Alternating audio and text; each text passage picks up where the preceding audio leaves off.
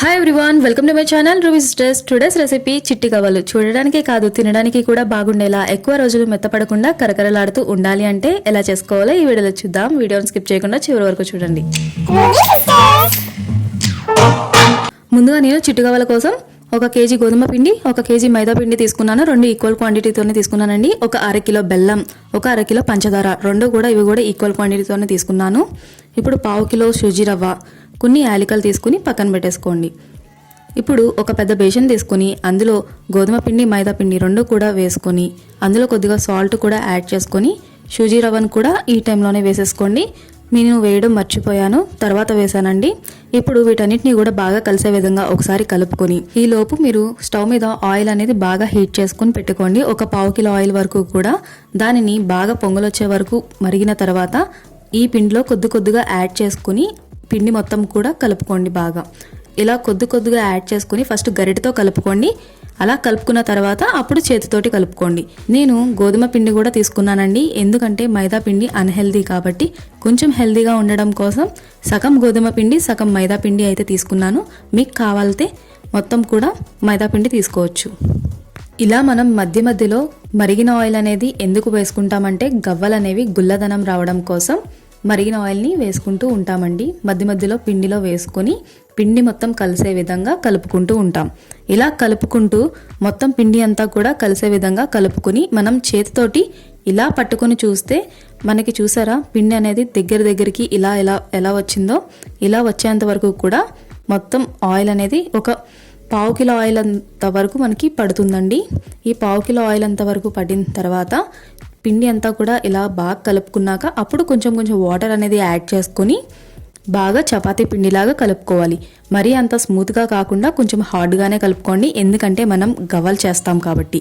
ఇందాక నేను సూజీ రవ్వ వేయడం మర్చిపోయాను కదండి, అది నేను ఇప్పుడు యాడ్ చేసుకున్నాను. మీరు మటుకి సాల్ట్ వేసుకుని కలుపుకునేటప్పుడే సూజీ రవ్వ అనేది యాడ్ చేసేసుకోండి. నేను వేసుకుని ఇప్పుడన్నా వేసుకుని కలుపుకోవచ్చు, పెద్ద ప్రాబ్లం ఏమీ ఉండదు. ఇప్పుడు వేసుకుని కాకపోతే ఇంకా బాగా కలవడం కోసం నేను స్టార్టింగ్లోనే వేయమన్నాను. ఇప్పుడు వేసుకుని ఇదంతా కూడా బాగా ఇలా ముద్ద కింద చేసుకుని పక్కన పెట్టేసుకోండి ఒక 10 మినిట్స్ పాటు. ఒక 10 నిమిషాల తర్వాత పిండి ముద్దని ఇలా తీసుకుని ఇలా పొడవుగా చేసుకోండి. ఇలా చేసుకుని చిన్న ఉండల కింద చేసుకోండి. మనము ఇలా పొడవుగా పిండి ముద్దని చేసుకోవడం వల్ల ఉండలు చేసుకోవడానికి ఈజీ అవుతుంది. మనము ఉండలు అనేవి ఎంత చిన్నవిగా చేసుకుంటే అంత పలచగా వస్తాయండి. గవ్వలు అనేవి అంతే టేస్టీగా కూడా ఉంటాయి. వీటిని ఈజీగా మనం చేసుకోవడం ఎలా అంటే దువ్వెన ఉంటుంది కదండి, ఆ దువ్వెనతో చేసుకుంటే చాలా ఈజీగా వచ్చేస్తాయి. మన దగ్గర ఒకవేళ గవ్వలు చేసుకునే చెక్క లేకపోతే గనక ఈ దువ్వెన అనేది యూస్ చేసుకోండి. మనకి దువ్వెన అనేది పెద్ద సైజ్ కాకుండా చిన్న వేపు ఉంటుంది కదా సన్నగా, ఆ పళ్ళు అనేవి సన్నగా ఉన్న వైపు చేసుకుంటే ఇంకా బాగా వస్తాయి అన్నమాట. మీరు కొత్త దువ్వెన మాత్రమే వాడండి, పాత దువ్వెన మటుకి అస్సలు వాడకండి, ఎందుకంటే ఇది మనం తినే ఫుడ్ కదండి అందుకని. లేదా పీలర్ ఉంటుంది కదా మనము క్యారెట్స్ తురుముకునేది, వాటితో అలా చిన్న ఉన్నాయి చూసారా హోల్స్ అనేవి, అటువైపు అన్నా చేసుకున్న ఇంకొక డిజైన్ కూడా వస్తుంది. మీకు ఒక మంచి ఐడియా కోసం చూపిస్తున్నాను అనమాట.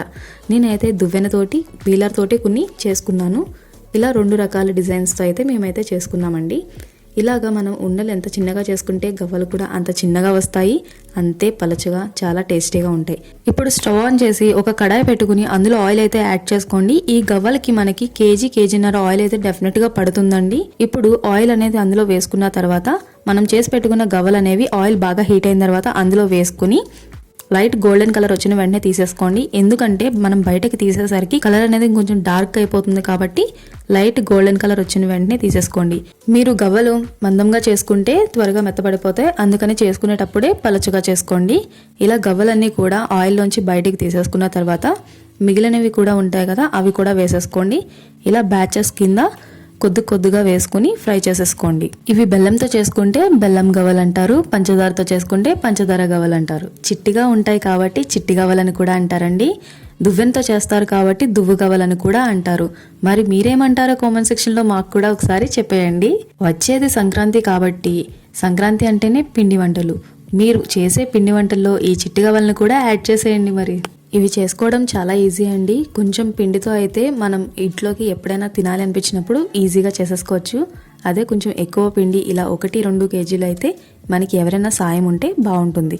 మనకు ఇంకొకరు తోడవుతే ఇంకొంచెం ఫాస్ట్గా అయిపోతాయి ఈ గవ్వలు అనేవి.